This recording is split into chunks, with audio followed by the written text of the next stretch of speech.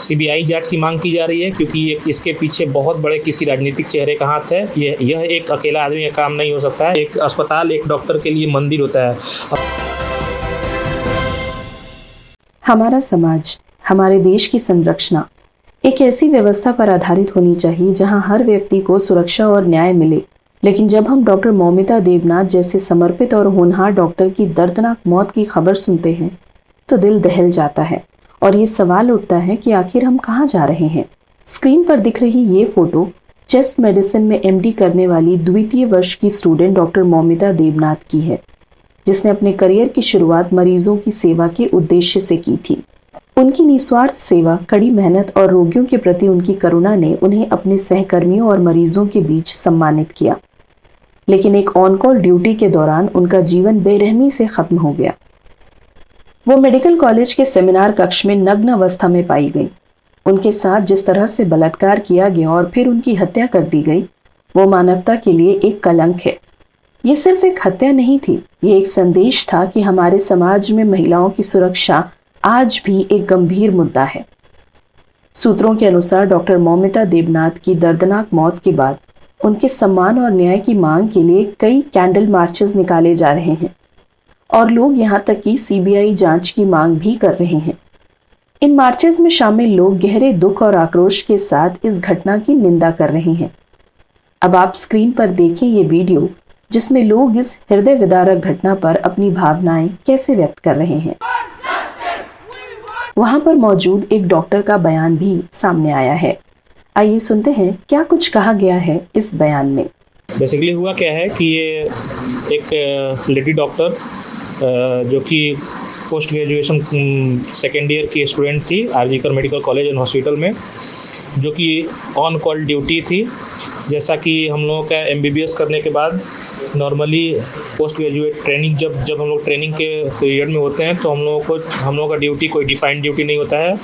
हम लोग के रेजिडेंट डॉक्टर होते हैं।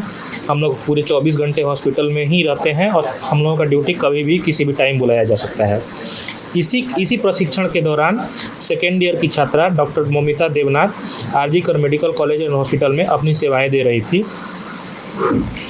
हुआ क्या कि रात को वो ऑन कॉल ड्यूटी थी। उस दिन उनका 24 आवर का ड्यूटी था, जिसमें वो 24 घंटा हॉस्पिटल में विशेष डॉक्टर के रूप में तैनात थी। रात के 3 बजने के बाद वो एक पेशेंट को देखकर अपने आराम करने अपने सेमिनार रूम गई।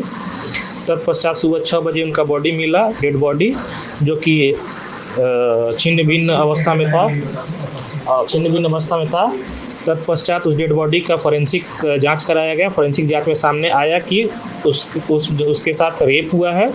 रेप होने के बाद उसका फर्दर एफआईआर और इन्वेस्टिगेशन के लिए स्पेशल इन्वेस्टिगेशन टास्क बनाया गया, जबकि पुलिस के द्वारा इस कार्रवाई में एक सिविक वॉलंटियर को अरेस्ट किया गया है। हालांकि उस सिविक वॉलंटियर का भी अभी तक कोई आधिकारिक बयान नहीं आया है। और पुलिस अपनी इस कार्रवाई को आगे बढ़ाने के लिए स्पेशल इन्वेस्टिगेशन टास्क को रेफर कर दिया है या सौंप दिया है। सीबीआई जांच की मांग की जा रही है क्योंकि इसके पीछे बहुत बड़े किसी राजनीतिक चेहरे का हाथ है। यह एक अकेला आदमी का काम नहीं हो सकता है। जिस हिसाब से फॉरेंसिक में साक्ष्य मिले हैं उसके अनुसार यह किसी एक अमुक व्यक्ति के द्वारा किया जाना संभव नहीं दिखता है किसी भी तरह से। अतः यह एक गंभीर जांच का विषय है, गंभीर तरह से लेना चाहिए। यहाँ की मुख्यमंत्री ममता बनर्जी ने बोला है कि हम इसकी कड़ी निंदा करते हैं। हालांकि उन्होंने फांसी की सज़ा से इनकार किया और उसके समर्थन देने से इनकार किया। अब समझ में यह नहीं आ रहा है कि यह जघन्य अपराध होने के इतना एक अस्पताल एक डॉक्टर के लिए मंदिर होता है। अगर उस मंदिर में वो सुरक्षित नहीं महसूस कर रही है तो क्या वो एक सामान्य महिला और एक सामान्य नागरिक की क्या हालत होगी। अतः मैं आपके माध्यम से अवगत कराना चाहता हूँ कि इस न्यूज़ को ऊपर उठाएं और ये आवाज़ ज़्यादा ऊपर से जितने भी बैठे ऊपर नेता मंत्री बैठे हुए हैं, अधिकारी बैठे हुए हैं, उनके कानों तक पहुँचे और इस पर न्यायालय के समक्ष कड़ी से कड़ी, कठोर से कठोर सजा दी जाए। और जो भी चेहरे हैं, जो भी लोग हैं, इनका पर्दाफाश किया जाए। डॉक्टर मौसमी देवनाथ की फॉरेंसिक रिपोर्ट में जो खुलासे हुए हैं वे बेहद दर्दनाक और दिल दहला देने वाले हैं। रिपोर्ट में बताया गया है कि उनकी आंखों और मुंह से खून निकल रहा था, जिससे ये साफ है कि उन पर अत्यधिक हिंसा की गई थी। उनके चेहरे पर गंभीर चोटें थीं और होठों पर भी निशान पाए गए हैं। सबसे दर्दनाक ये है कि उनके गुप्त अंग से खून मिला, जिससे बलात्कार की पुष्टि होती है। उनके बाएं पैर, पेट, गर्दन और दाएं हाथ पर भी खरोच और चोटों के निशान पाए गए हैं। ये रिपोर्ट इस भयावह घटना की गंभीरता को उजागर करती है और न्याय की मांग और भी सशक्त बनाती है।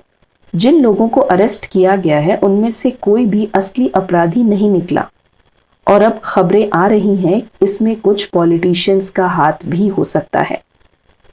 अगर ये सच है तो ये हमारे न्याय प्रणाली और हमारी सामाजिक संरचना पर एक गंभीर सवाल खड़ा करता है। कहाँ है न्याय? क्या हम इतने कमजोर हो गए हैं कि राजनीतिक दबाव के आगे झुक जाते हैं? ये सिर्फ एक व्यक्ति या परिवार की लड़ाई नहीं है, ये पूरे समाज की जिम्मेदारी है कि वे ऐसे मामलों में सच्चाई सामने लाए और न्याय सुनिश्चित करें। आज जब हम एक बार फिर इस क्रूरता के सामने खड़े हैं, हमें अपनी जिम्मेदारी को समझना होगा। डॉक्टर मौमिता देवनाथ, जो अपने पेशे में भगवान का दर्जा रखती थी, उनके साथ जो हुआ वो मानवता के नाम पर एक बड़ा कलंक है। जहां डॉक्टरों को जीवन देने वाला देवता माना जाता है, वहीं कुछ दरिंदों ने भगवान के मंदिर में घुसकर उसी देवता के साथ घोर अत्याचार किया।